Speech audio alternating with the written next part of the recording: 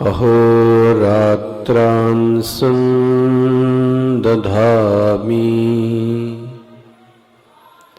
ऋतं वदिष्यामि सत्यं वदिष्यामि तन्मामवतु तद्वक्तारमवतु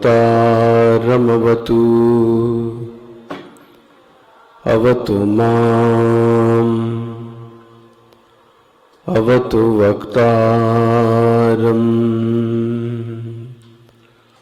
अवतु वक्तारम्। ॐ शान्तिः शान्तिः शान्तिः।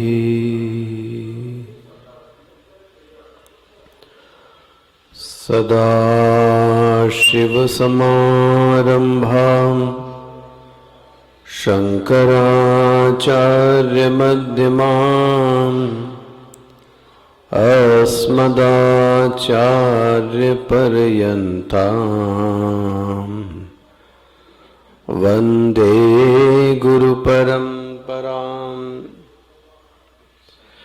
शङ्करं शङ्कराचार्यं केशवं वादरायणं सूत्रभाष्यकृतौ वन्दे भगवन्तौ पुनः पुनः। ओमाप्यायन्तु मम वङ्गानि वाक्प्राणचक्षुश्रोत्रमथो बलमिन्द्रियाणि च सर्वाणि सर्वं ब्रह्मोपनिषदं माहं ब्रह्म निराकुर्याम् मा ब्रह्म निराकरोत्। अनिराकरणमस्त्वनिराकरणं मे अस्तु तदात्मनि निरतेय उपनिषत्सु धर्माः ते मयि सन्तु ते मयि सन्तु। ओम शांति शांति शांति। भैया कुछ आवाज नहीं आ रही।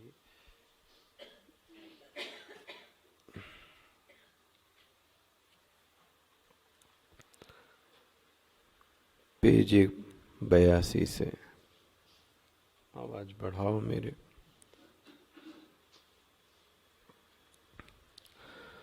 ब्रह्म देवेभ्यो विजिज्ञे। इको का पॉइंट ढीला है, इको का पॉइंट ढीला है। ब्रह्म देवेभ्यो विजिज्ञे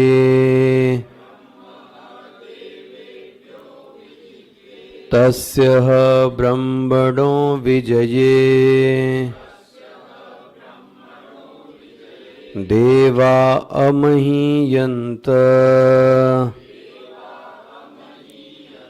ते ऐक्षन्त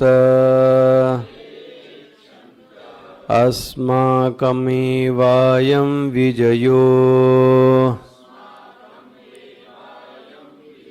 अस्माकमेवायं महिमा इति।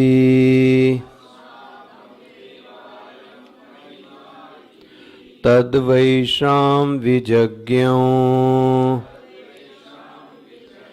तेभ्योः प्रादुर्बभूव। चल नहीं रहा है। तन्न व्याजानत। इसको वो बंद करके इसको चेक करो, इसको बंद करके उसको चेक करो। किमेदं यक्षमिति ते अग्निम् अब्रुवन् जातवेद एतद्विजानीहि किमेतद्यक्षमिति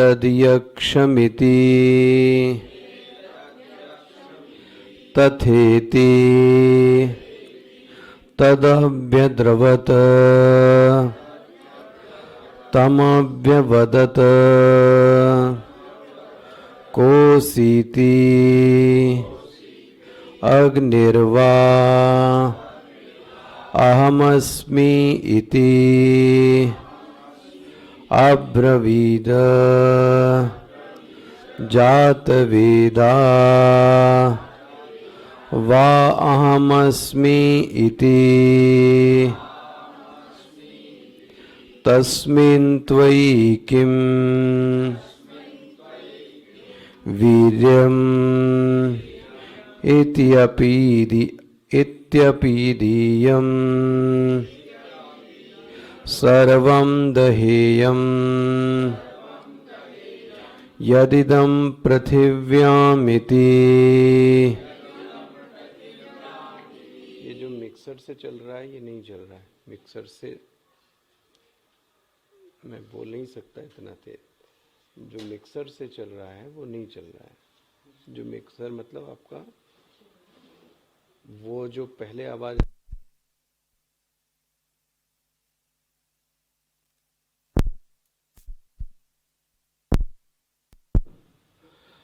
तस्मिन् त्वयि किम् अब आया वीर्यमित्यपीदीयम् सर्वं दहेयम् यदिदं पृथिव्यामिति तस्मै तृणं निदधौ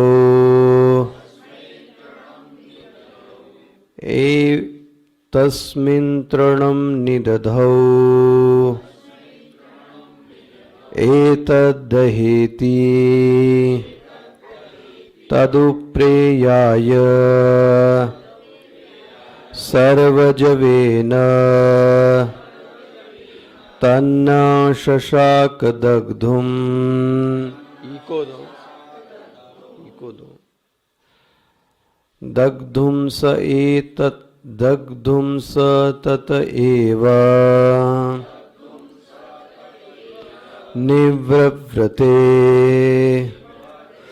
नैतदशकम् विज्ञातुं यदेतद्यक्षमिति अथवायुमब्रुवन्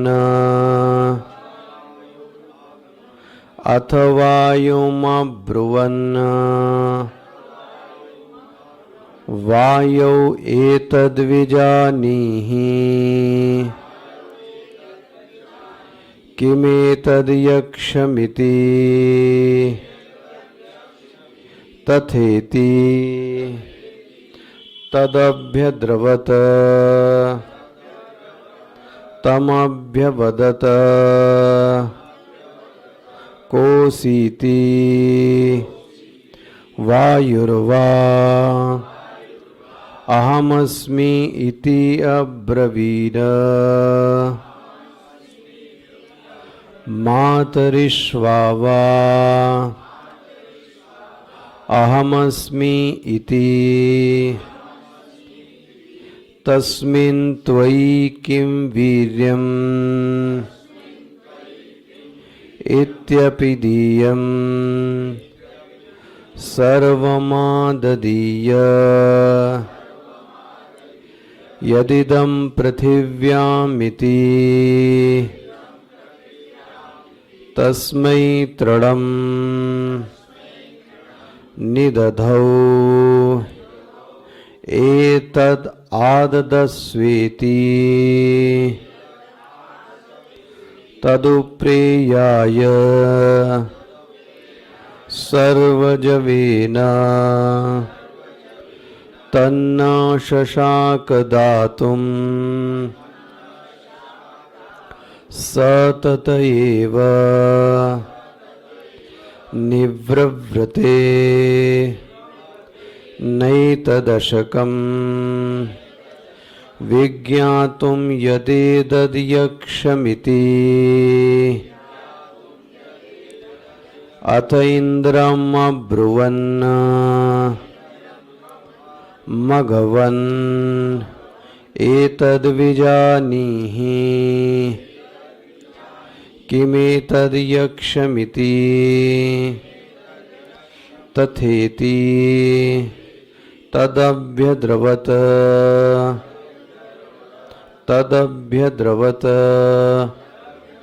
तस्मान्तिरोदधे स तस्मिन् एव आकाशे स्त्रियामा जगामा बहुशोभमानाम् उमां हैमवतीं तां होवाच किमेतद्यक्षमिति इति तृतीय खंडः। अच्छा, आप अपना इको का पॉइंट बंद कर दो। बंद कर लोगे? अब बंद है ना? अब देखो इसमें कोई अंतर आता है? फिर से जरा। स तस्मिन्नेवाकाशे, बंद है ना?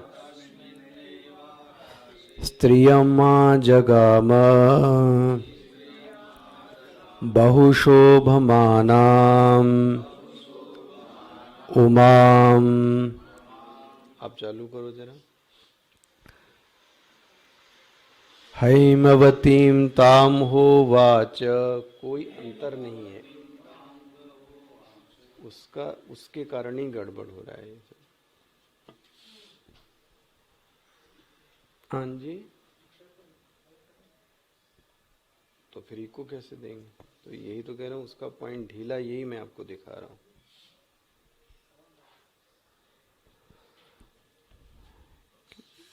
फिर एक्सपेरिमेंट करते रह जाता हूँ ना मैं। यही देखो अभी ढीला था ये।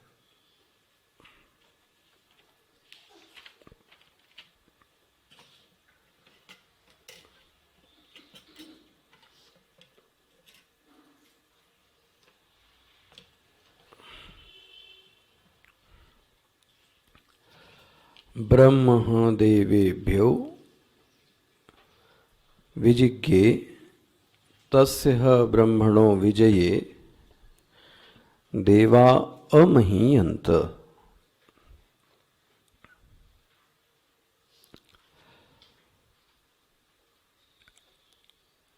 आख्यायिका का प्रथम मंत्र साधकों के साधना के लिए 3 सूत्र को प्रदान करता है। ये प्रारंभ ऐसा हुआ कि देवासुर जो संग्राम हुआ उसमें ब्रह्म देवेभ्यो, उस ब्रह्म ने देवताओं के लिए विजय हासिल की। मतलब उसने असुरों को युद्ध में हराया। किसने हराया? देवताओं ने नहीं, ब्रह्म ने हराया। तो इसलिए पहला ही शब्द यहाँ पे बिंदी डॉट रखवाई होगी, ब्रह्म देवेभ्यो विजिज्ञे। तो ईश्वर का जो पहला स्वभाव है, ईश स्वभाव, जो कि महाभारत, जो कि पुराण, जो कि अन्य स्मृति ग्रंथियों में देखने को मिलता है, ग्रंथों में, वह श्रुति में भी देखने को मिलता है। तो श्रुति के अनुसार भगवान का जो पहला स्वभाव है वह यह है कि जब भी साधक दैव वृत्ति से संपन्न होगा वहां ईश वृत्ति अवश्य आएगी। इस पर कल बात अच्छे से हो गई। उल्टा भी है, जो साधक का अंतःकरण दैव वृत्ति से हीन होगा वहां यह विश्वास जाग नहीं सकता। हो सकता है यह अन्यथा लगे, ये जो अवसाद और यह जो हीनता की बीमारी है वो यही है। वहां उस व्यक्ति के अंतःकरण में देवत्व की भावना नहीं आ पाती। ये जो आप ऐसा बोलते हैं डिप्रेशन, फ्रस्ट्रेशन, अवसाद, मर जाना, ये तो स्पष्ट है कि इस व्यक्ति के, इस साधक के अंतर्गत में दैव वृत्तियों का अभाव है।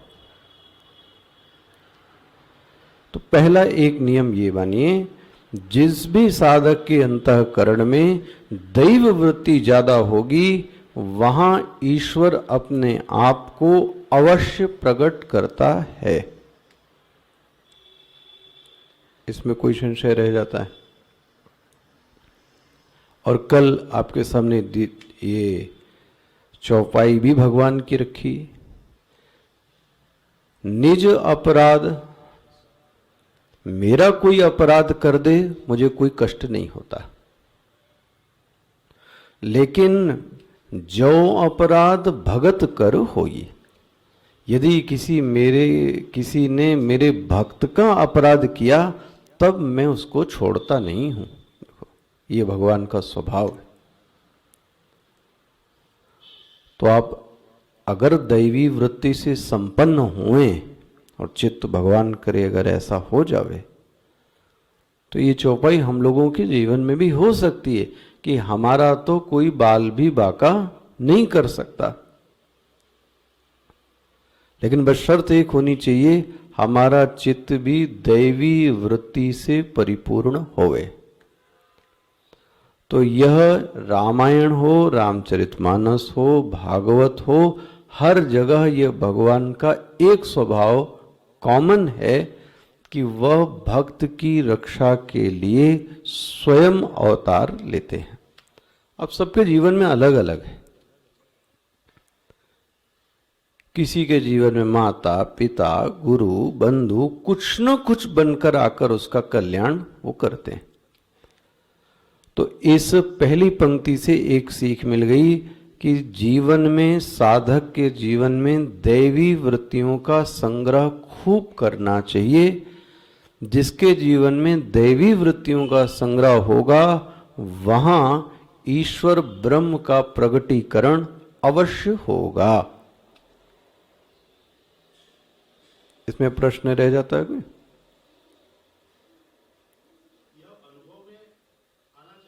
हाँ, इसका मतलब गड़बड़ गड़बड़। कभी मैंने आपके सामने ये परिभाषा रखी होगी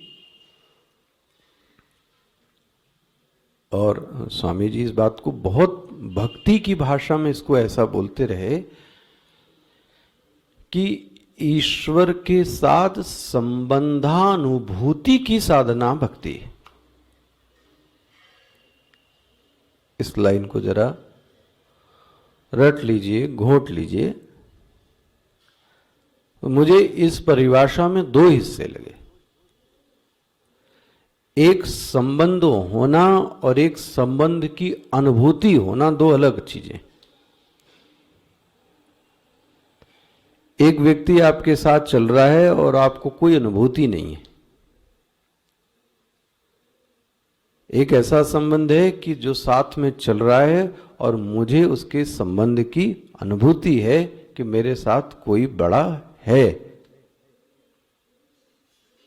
मान लें एक ट्रेन के कंपार्टमेंट में मैं भी चल रहा हूं और आप भी चल रहे हैं उसी डिब्बे में,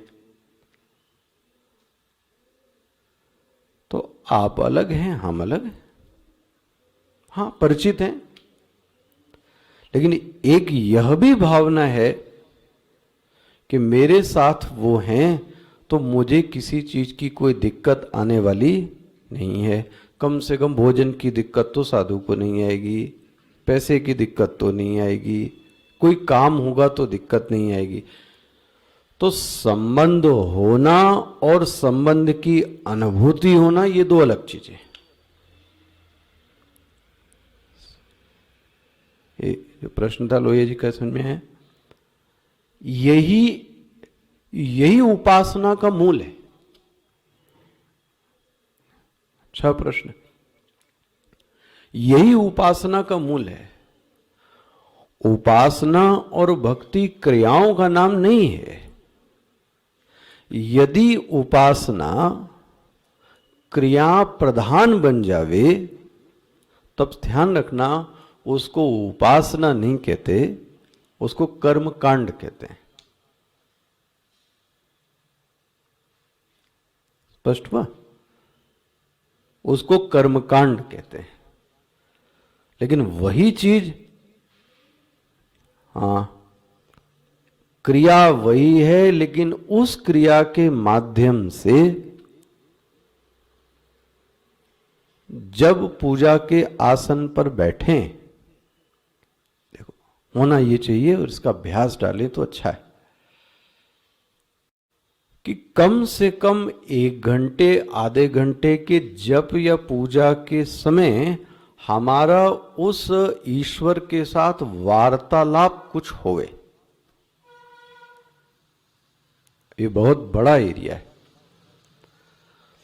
वार्तालाप यह है कि उस वार्तालाप में आपको महाराज वो कम कस के टोकेगा भी।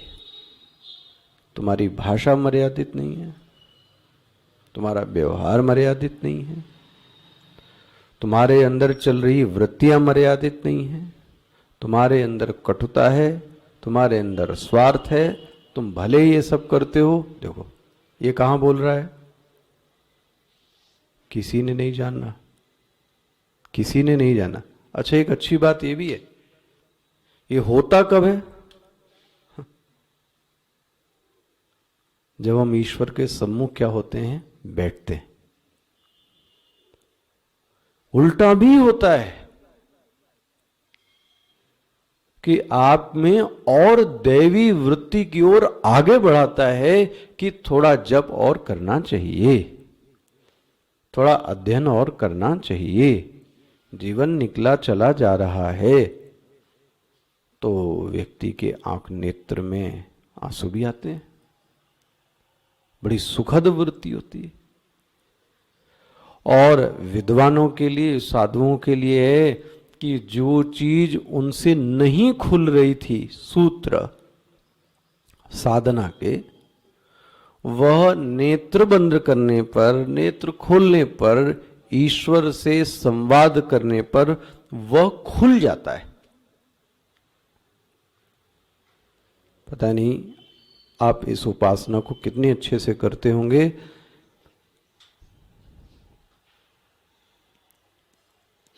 जो जप यज्ञोस्मि कहा गया, यज्ञों में मैं कौन हूं? मैं जप यज्ञ हूं। होना तो ये चाहिए आइडियल सिचुएशन कि जिस ईश्वर का मैं जप करूं उसके रहस्य हमारे सामने खुलने चाहिए। दो तरीके की साधना की स्थिति है। मान लीजिए एक स्थिति यह है कि मैं राम राम राम नमो भगवते वासुदेवाय रम रामाय नमः बहुत से मंत्र कर रहे हैं, कोई पाठ कर रहे हैं,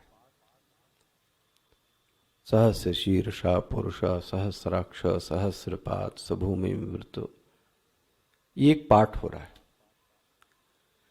लेकिन अचानक पढ़ते पढ़ते आपकी वृत्ति में यह अर्थ खुल जाए कि ये जितने भी मुंडियां दिख रही हैं, ये जो मेरे आसपास के लोग हैं, ये सब सिर किसके हैं? जिसको मैं पुष्प दे रहा हूं, ये सब उसी के सिर। ये जो आने वाले लोग हैं ये वही हैं। ये जो आंखें देख रही हैं ये उसकी आंख है। ओहो, ये जिसमें योगी लोग रमते हैं वो आनंद का जो सागर है वो राम है। ये कब, ये वृत्ति कब आ रही है? जप करते समय। रवंते योगिनः यस्मिन, वह ब्रह्मानंद क्या है? राम। राम, जिसमें सब रम रहे हैं।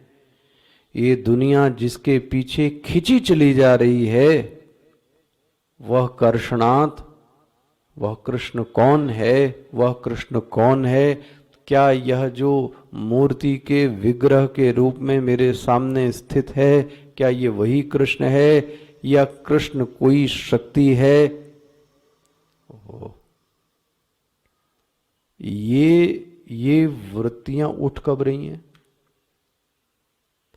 उपासना के समय। नो डाउट आपने जो सहारा लिया वो किसका लिया है? पुष्पम समर्पयामि, धूपम समर्पयामि, दीपम समर्पयामि, सहारा इसका है। लेकिन इस सहारे से लेकर हमारी जो चित्त की स्थिति है वो बहुत ऊंचे तक जाती है, तब आप समझो आपकी उपासना कैसी है। तो शास्त्र के खुलने का ये भी एक तरीका है।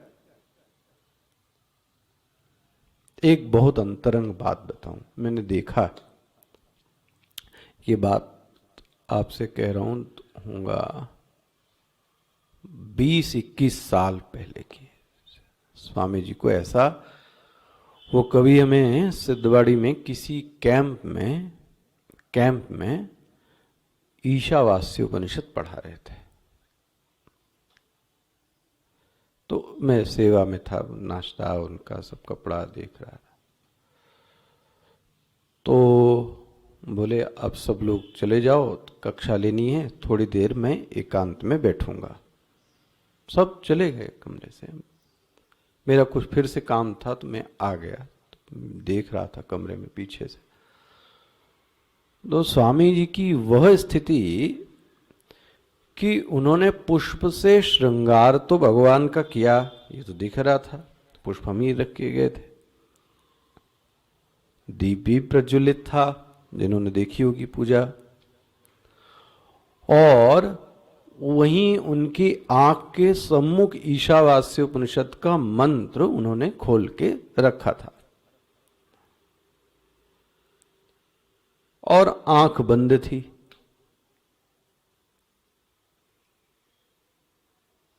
बस इतना ही चित्र था। ये हो गया 2, 4, 10 दिन, कैंप खत्म हो गया। तो मैंने एक दिन ये पूछा कौतूहल वशात कि आप तो पूजा कर रहे थे, तो पूजा करते तो फिर वो किताब भी वहां पहुंच गई ईशावास्य उपनिषद की आपके गुरुजी। तब उन्होंने उस समय ये इशारा किया कि वह जो शब्द का अर्थ खुलेगा, वो वेदांत के शब्द विद्यार्थी हूं, यही ही हिरण्य गर्भ कहलाता है। जो आप पढ़ते ना शास्त्र में, हिरण्य गर्भ, जिसके गर्भ में हिरण्य ज्ञान छिपा हुआ है, इसको हिरण्य गर्भ, इसी को भक्ति की भाषा में अंतर्यामी की उपासना कहते हैं।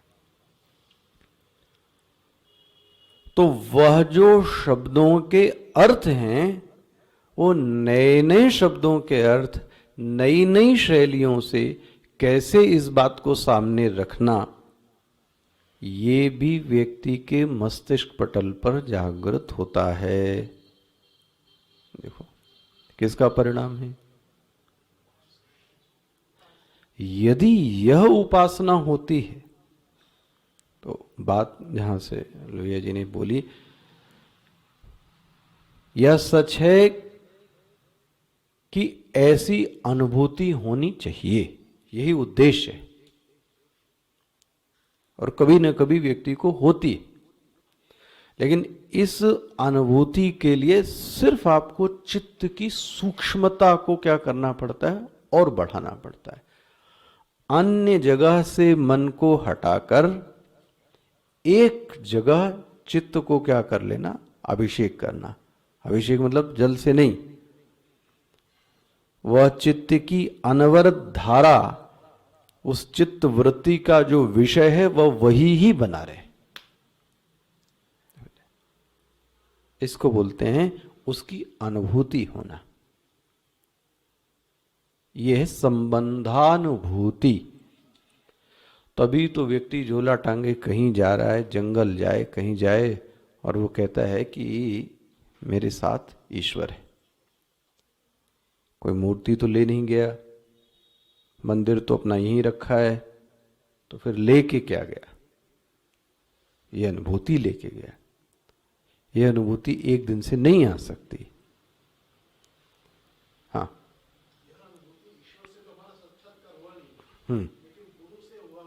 हाँ,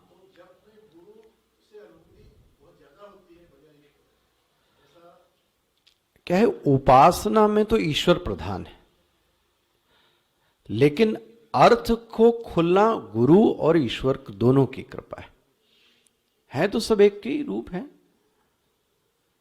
लेकिन जो वैदिक है,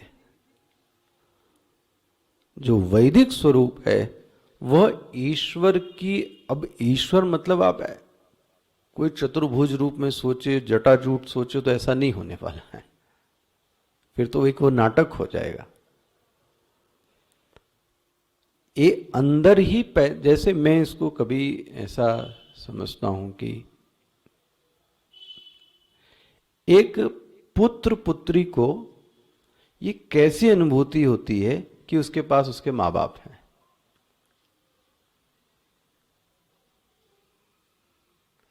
वो कहीं भी जाए, आए शहर में, इधर उधर, लेकिन उसको पता है कि कुछ भी हुआ तो वो मौजूद है। इसका मतलब उसको अपने संबंध की अनुभूति है। और थोड़ा इसको और दिव्य बना ले, ऐसे ही भक्त को ईश्वर की अनुभूति होने लगे। अभी ये थोड़ा आसान नहीं है, क्योंकि ये मानवीय धर्म से ऊपर है, लेकिन हां होती है सबकी थोड़ी थोड़ी, किसी की ज्यादा, जिसकी जितना बढ़ जाए भक्ति का क्षेत्र। इसी को तो फिर साधना कहेंगे ना, वरना तो ये पोथी पोथी पढ़ गया और सब कुछ करके और बहुत सारी पूजा उपासना करने के बावजूद वह चित्त में वो जो ब्रह्म पैदा न होए, तो फिर फायदा क्या है? इसका मतलब हमारी उपासना कहीं ना कहीं ठीक नहीं चल रही है।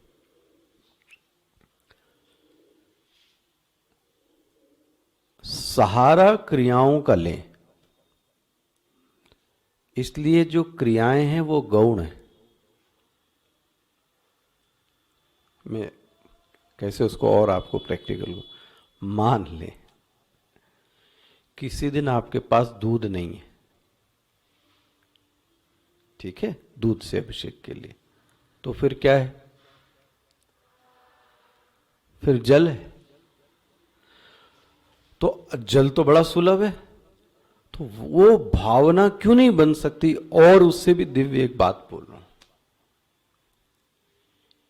एक दिन आप ऐसा अनुभव करके देखिए कि पूरी की पूरी क्रियाएं मानसिक कीजिए जरा, लेकिन उसमें यह न रहे कि मानसिक करें तो फटाफट सब कर दें। मैं आपको बताऊं, उसमें ज्यादा समय लग जाता है। किसमें? मानसिक में। बहुत ज्यादा समय लग जाता है। अगर आंखें बंद हो, साक्षात आपको दिखे कि वो माता के चरण हैं, या वो कृष्ण के चरण हैं, या शिव का, जो आपके इष्ट हो, और फिर तो आनंद आपको खुद चित्त में समझ में आएगा, ये कह सकता हूं। खैर, तो जब वह देवताओं के लिए, देवता जब हार रहे थे, उन देवताओं के लिए उस ईश्वर ने आकर युद्ध करके देवताओं को जीत दिलवा दी। देवता मतलब दैवीय वृत्ति, ठीक है, दैवीय वृत्ति। अच्छा, आपसे और क्या? दैवीय वृत्ति का लिए साधक के चित्त में आत्मविश्वास जबरदस्त होता है। ये तो इसका क्या कहेंगे, प्रभाव दिखता है। मैं ओवर कॉन्फिडेंस नहीं कह रहा हूं। यह जो हीनता की स्थिति है ना, हीनता, ये हीनता नहीं है।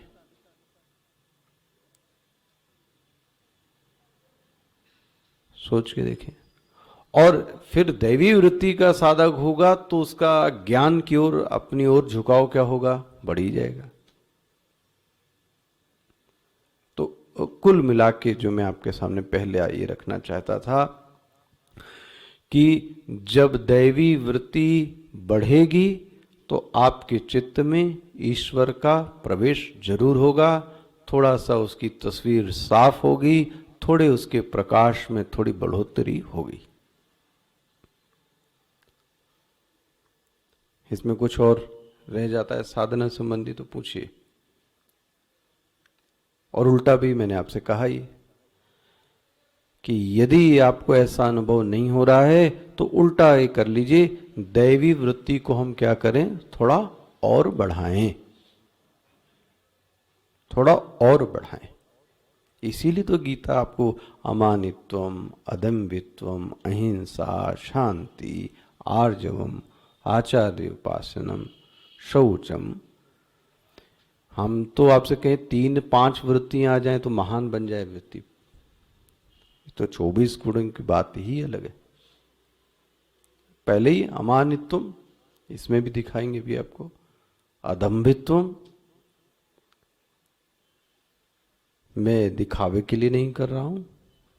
आधा तो व्यक्ति का नाटक दिखावे के लिए, सब हम यही चाहते हैं कि दूसरा व्यक्ति प्रभावित हो जाए,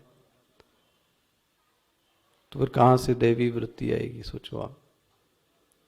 हो गया? अच्छा भाई, तो कल मैंने इस बात को रखा, इसी पक्ष को हो सकता है परीक्षित ने भी गुनाह हुए और उसने भगवान के ऊपर आरोप लगाया कि आप तो सदैव ही देवताओं का पक्ष लेते हैं, तो आप तो पक्षपाती हैं।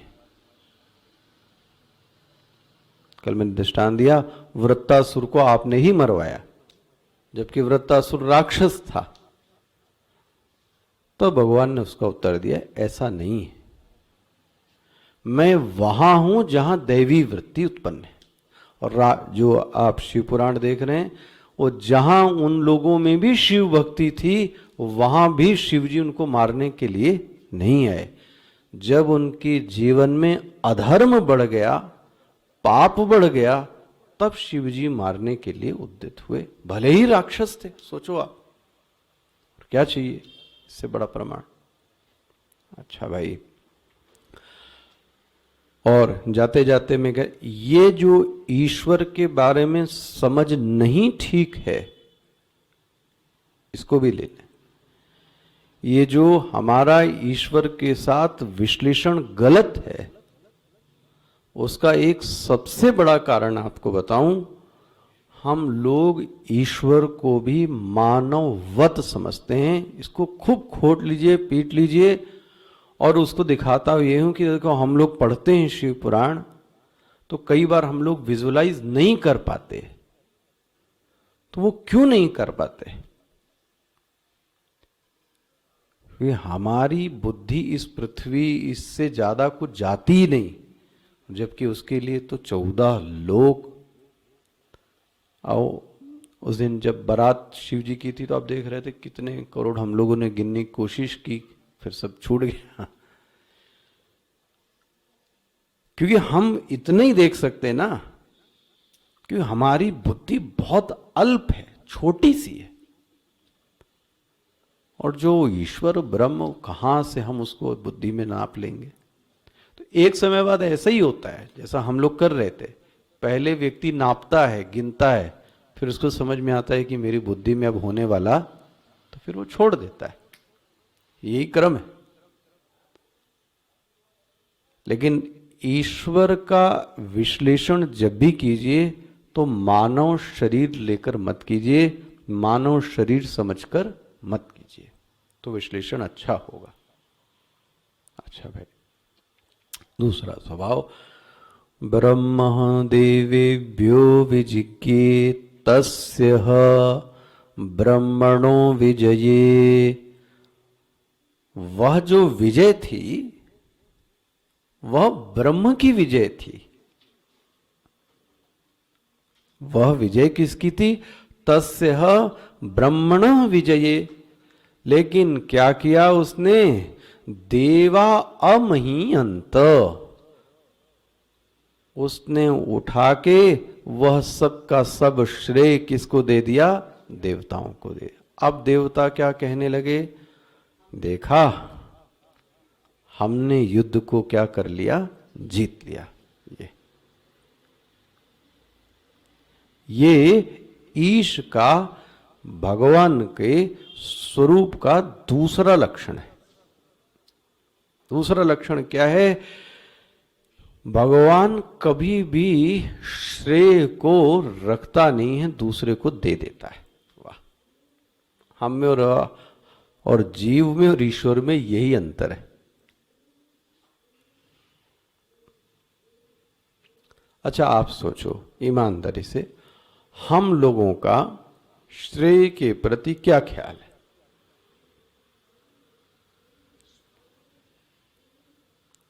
हम लोगों का श्रेय के प्रति क्या ख्याल है?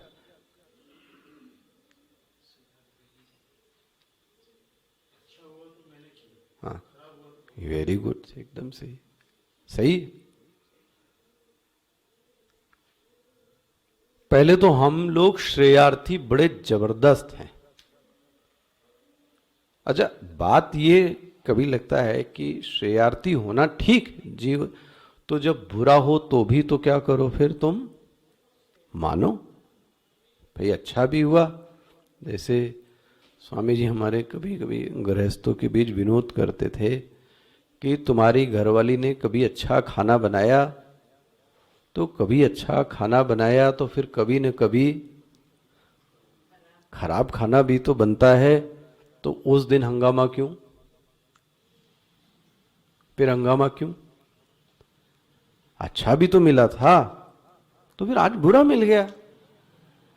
हमको ये चाहिए कि जो क्रेडिट वाली चीज चाहिए वो सब मेरे को चाहिए।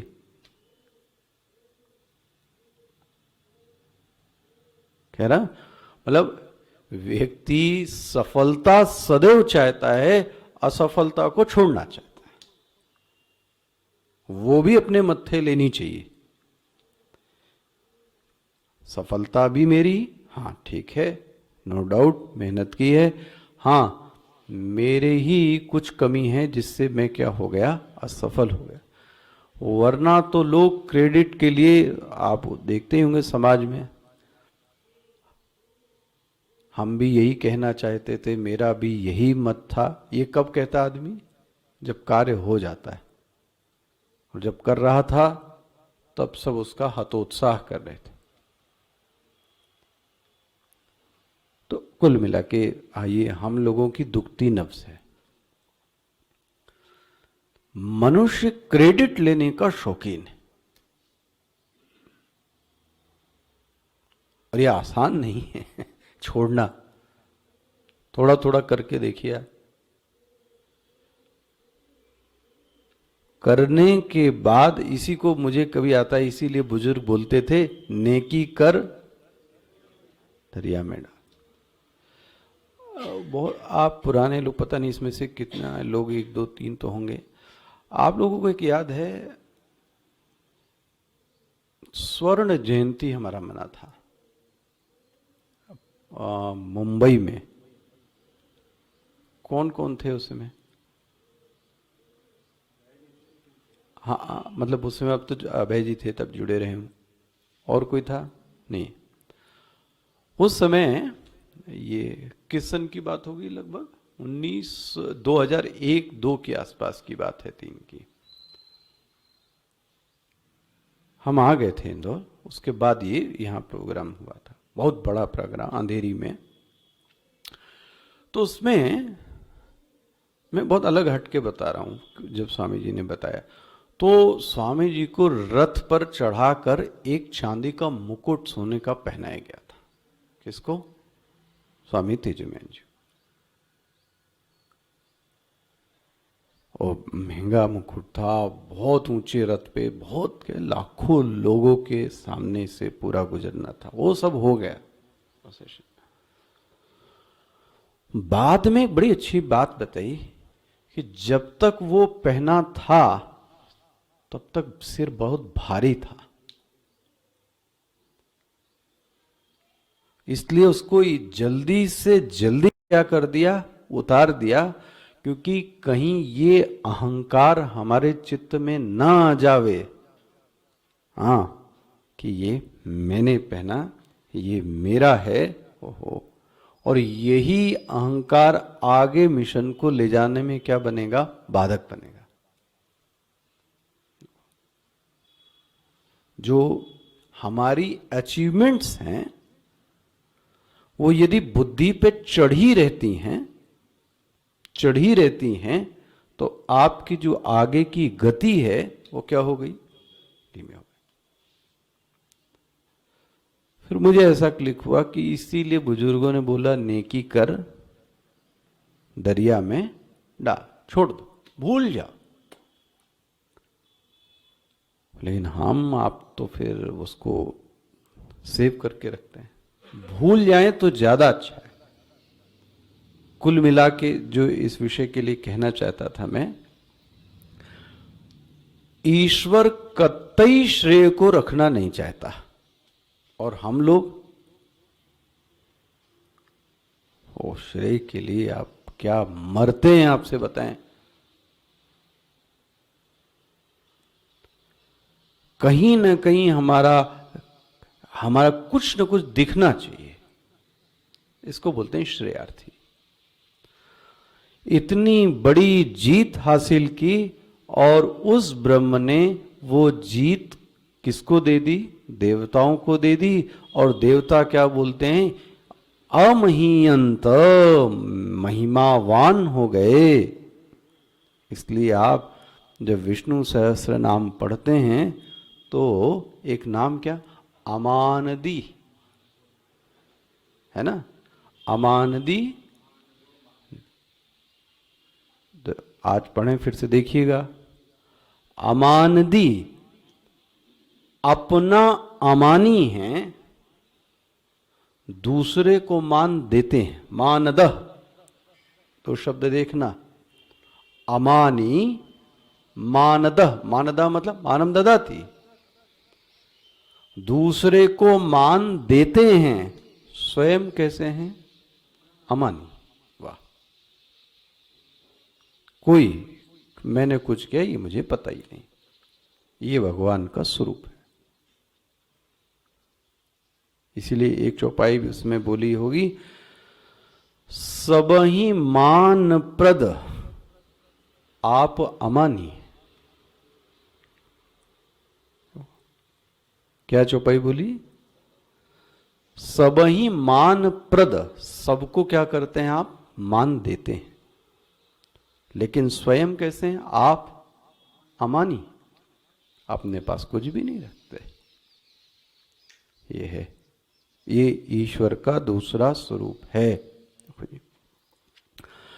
तो अब देखो, ये सब जो लक्षण हैं, जैसा श्रुति कह रही, जो यहां लक्षण आया वही लक्षण आपको महाभारत में मिलेगा, वही गीता में मिलेगा, वही भागवत में मिलेगा, हर जगह, कि ईश्वर कैसे हैं, अमानी है। अच्छा, और इसमें साधना संबंधी बातें सुनो। अगर साधना के मार्ग पर चलना है, या ऐसा कहूं, ईश्वर के समीप का अनुभव करना है, तो ईश्वर के इस गुण का अनुसरण हमको करना पड़ेगा। जितना हम अमानदी होते जाएंगे उतना ही दिव्य अनुभव आपको होएगा। और यदि ये नहीं हो रहा है तो समझना हम ईश्वर के साधना पथ का अनुसरण ठीक से नहीं कर रहे। अगर भक्ति करनी है तो ये पक्ष तो आना पड़ेगा। कौन सा पक्ष? अमानदीय। आसान नहीं है, लेकिन बहुत कठिन है, ये बहुत कठिन है। लेकिन एक बार इसका आनंद मिलने लगता है तो व्यक्ति मुस्कुरा के चुप रहता है, फिर वो अंतर्यामी की उपासना में लग्न हो जाता है ना।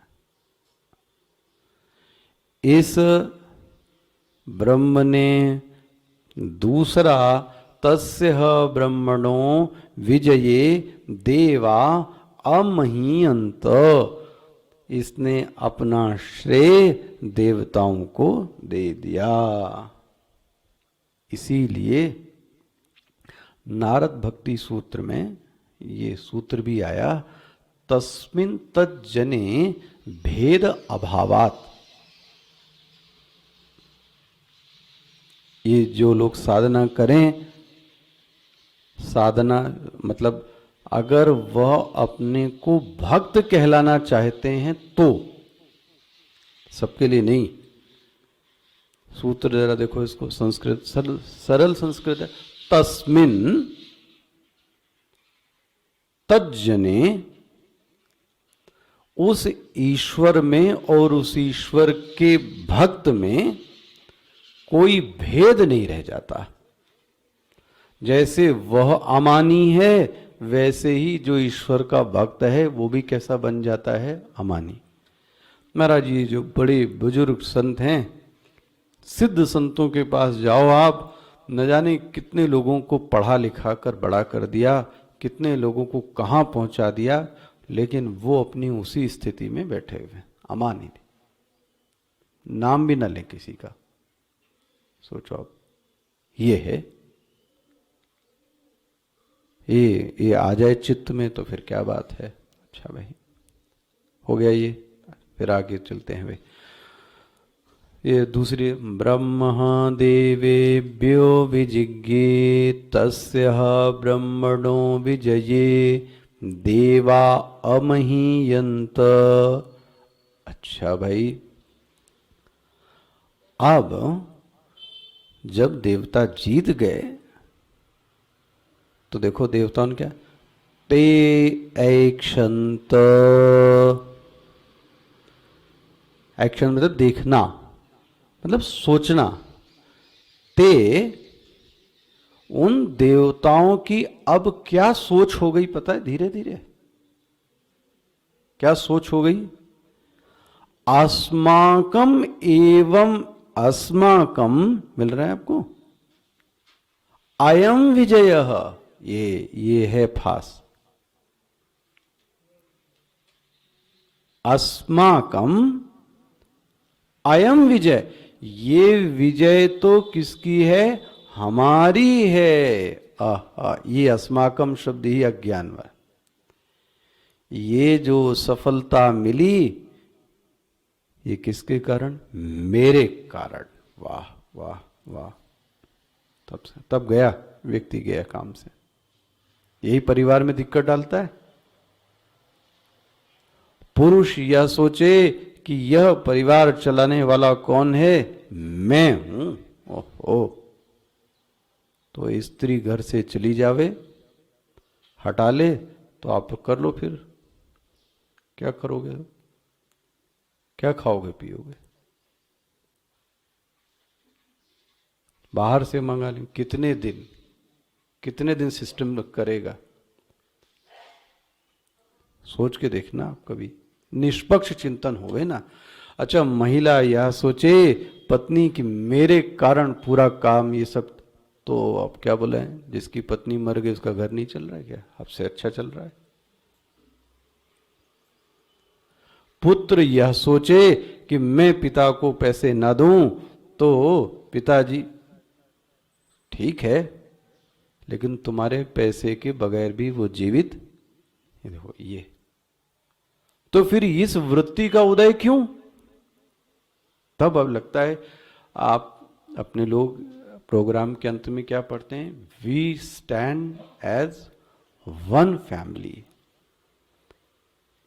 जो भी जीत है, जो सफलता है, वो किसकी है? वो हम परिवार की, मेरी नहीं।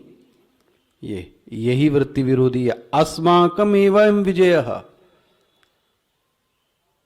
मिल रहा है। अरे ये विजय तो किसकी हो गई? मेरी हुई। और यही नहीं, अस्माकम अयम विजयः अस्माकम अयम महिमा इति। और यह जो महिमा है यह भी किसकी है? ये मेरी है। ओहो, स्पष्ट हो गया। ये देवताओं का अभिमान कूट कूट के बोलने लगा। अच्छा भाई, अब आगे इसके आगे जरा हिंदी तो दिखाई दें। तद्वैशाम विजिज्ञो, हा, उस वह जो जिसने जीत दिलाई उसने देखा, ओ हो, इन लोगों का तो दिमाग खराब हो गया। ये तो ठीक थी, लेकिन ये तो इनके चित्त में तो अभिमान की वृत्ति आ गई। जीत तक तो ठीक था, अस्माकम एवं विजया अस्माकम एवं महिमा इति, मेरी ही महिमा है। तद्वैशाम विजज्ञों, ऐसा उसने जाना। तेव्योह प्रादुर्बभूव, और वो वहां पर प्रकट हो गया। कौन? ब्रह्म। बड़ी अच्छी कहानी है। किसका रूप लेके? यक्ष का रूप लेके आया।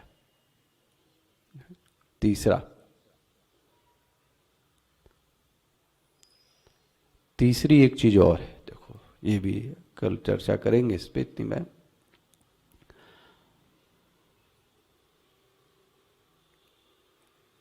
भगवान का तीसरा लक्षण यह है, वह दैवी वृत्ति की विजय ही नहीं कराता, दैवी वृत्ति का रक्षण का कार्य भी वो खुद करता है। तीसरा संदेश, विजय ही नहीं कराता, विजय के बाद उस विजय की रक्षा भी कौन करता है? वो खुद करता है। ओहो, इसी को आप बोलते हैं योगक्षेम। योगक्षेम, हाँ जी, हाँ, तस योगक्षेम वहाम्यहम् हम, मतलब वो दिलाता ही नहीं है, फिर उस दिलाने वाली चीज की रक्षा भी कौन करता है? वो खुद करता है। उसको लगा कि इनके देवताओं के चित्त में अभिमान की वृत्ति कूट कूट के भर गई है, अब मुझे क्या करना पड़ेगा? इनके अभिमान को दूर करना पड़ेगा। भाई, पिता भी जब देखता है तो पुत्र को फिर क्या करता है? उसको लगता है कि सही राह पे लाने के लिए इसको मुझे अब ठीक करना पड़ेगा। यही गुरु करता है।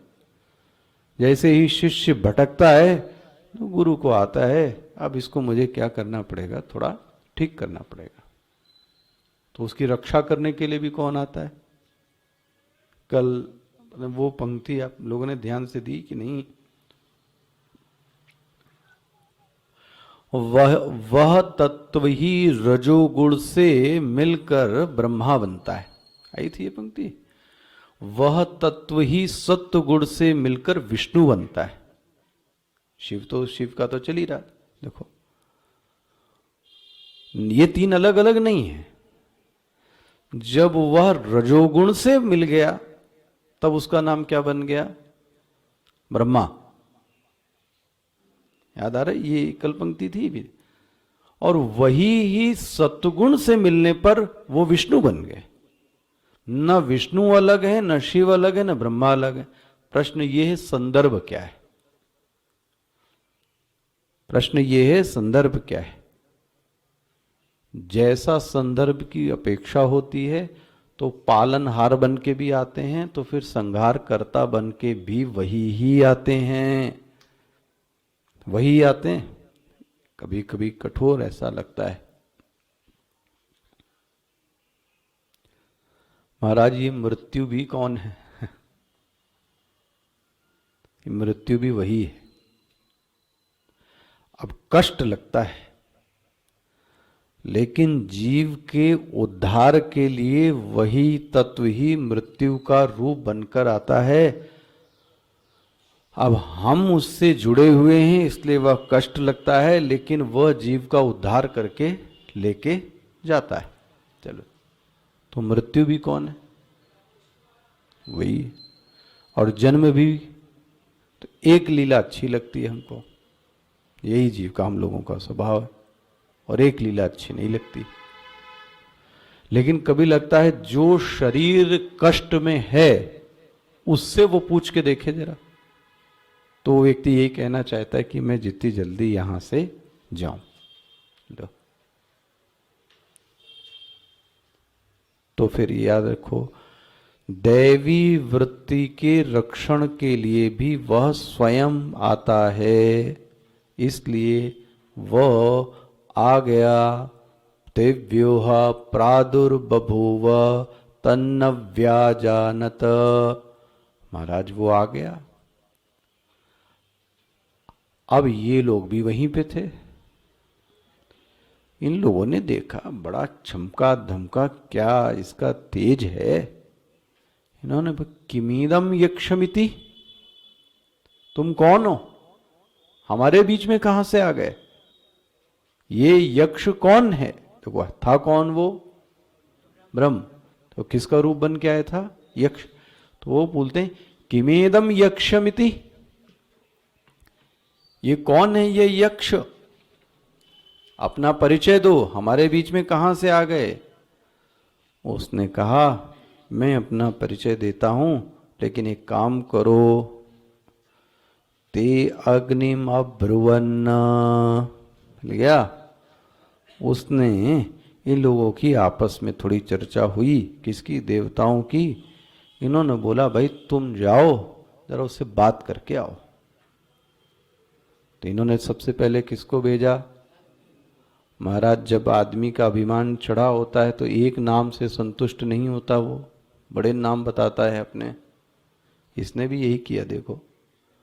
ते अग्निम अब्रुवन जात वेद। अरे यक्ष, तुम मुझे जानते हो क्या? मैं जात वेद हूं और मेरा ही नाम अग्नि है। तुम जानते हो मेरी क्या शक्ति है? उसने पूछा किंग वीर्यम, आएगा भी। ये बताओ, नाम बहुत बड़े बता रहे हो तुम कर क्या सकते हो? किसने पूछा? यक्ष ने। बोलते हैं मूर्ख, तुमको ये नहीं पता मैं क्या कर सकती हूं? मैं चाहूं तो 1 सेकंड में पूरी पृथ्वी, पूरे लोक को जला के राख कर सकती हूं। यक्ष ने कहा अच्छा है, तो बहुत बड़ा प्रभाव है।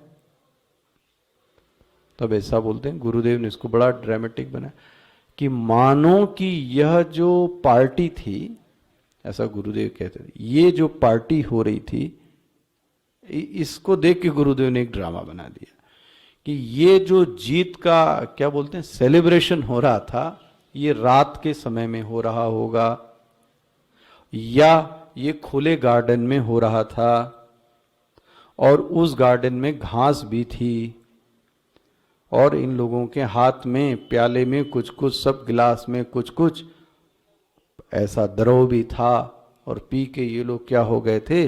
मद मस्त हो गए थे। और उनके टेंट के आगे कौन आ गया? यक्ष आ गया खलल डालने। और फिर अब आगे आपको कल बताएंगे, देखो इनकी भाषा कैसी है। चलिए दूसरा।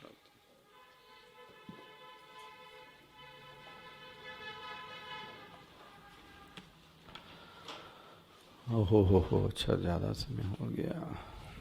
दूसरा अध्याय।